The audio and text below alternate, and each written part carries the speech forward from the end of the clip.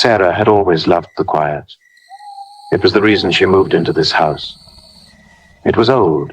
No one really knew how old, and isolated, tucked away in the woods with only the sound of birds and the wind for company.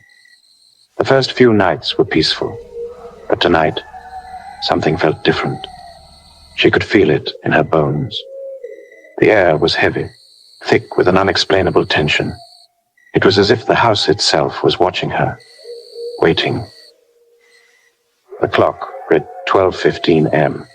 The house was silent, too silent. No creaks in the floorboards, no whispers of wind against the windows, only the soft ticking of the clock and her breath in the dark.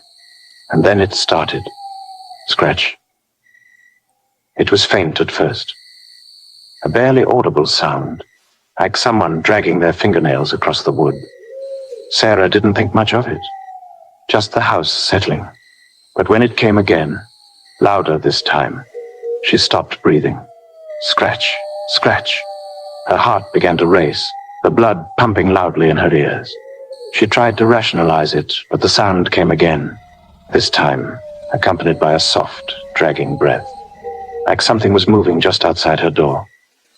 Her body froze, a chill spreading through her veins. Scratch, scratch, scratch. It wasn't just on the door anymore. The sound came from the walls, from above her, below her, surrounding her. She could feel it now, a pressure on her chest, as though the house itself were closing in around her. Her skin crawled. A low, raspy breath echoed from somewhere in the dark hallway. It was too slow, too deliberate. Sarah held her breath, praying it was just her mind playing tricks. But the air was growing colder, the darkness thickening with every passing second. The breath came again, louder now, closer. Let me in. The voice was barely a whisper, like it was coming from inside her own skull. It wasn't a plea. It wasn't a request. It was a command. Her hand trembled as she reached for her phone, her fingers slick with sweat. The screen lit up and she quickly typed a message to her best friend, Emily. Something's wrong. I hear scratching, whispering. I don't know what's happening. Help.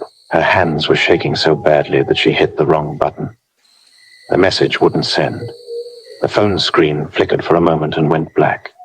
The whispers continued. Let me in. Her breath caught in her throat.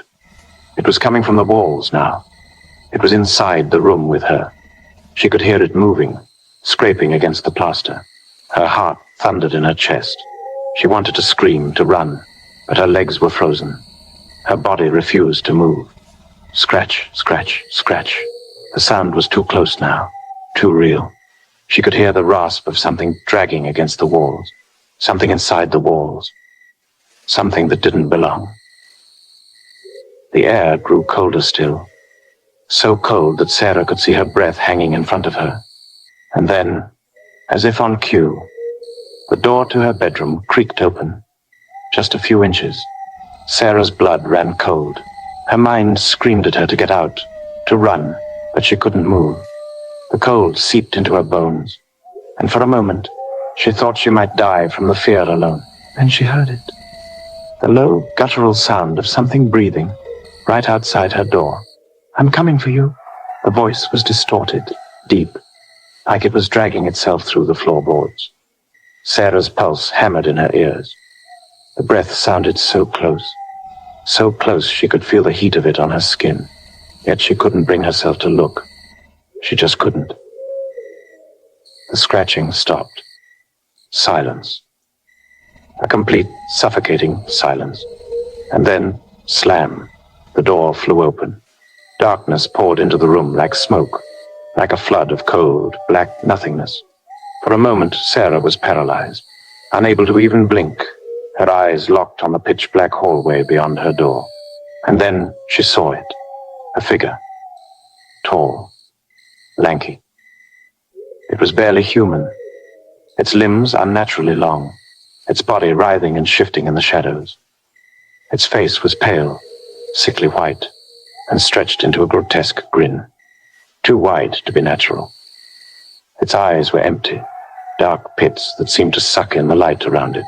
It was standing at the foot of her bed. She couldn't move. She couldn't scream. All she could do was stare at it, her eyes wide, her body frozen in terror. She could hear it breathing now, its sharp, uneven gasps, like it was struggling to stay alive. But it wasn't alive. No, this thing was death itself. You shouldn't have stayed, the voice whispered, so close she could feel the words against her skin. Suddenly, a cold hand grasped her ankle, pulling her toward the edge of the bed. She screamed, finally able to move. But her voice was swallowed by the darkness. She kicked and fought, but the thing's grip was impossibly strong. It pulled her toward the door, toward the blackness.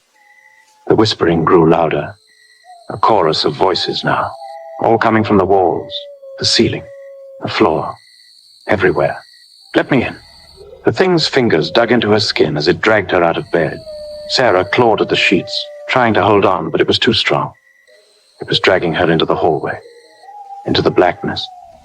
The last thing she saw was the door, wide open, leading into the darkness of the house. And in the doorway, the shadow, waiting. And then, the door slammed shut.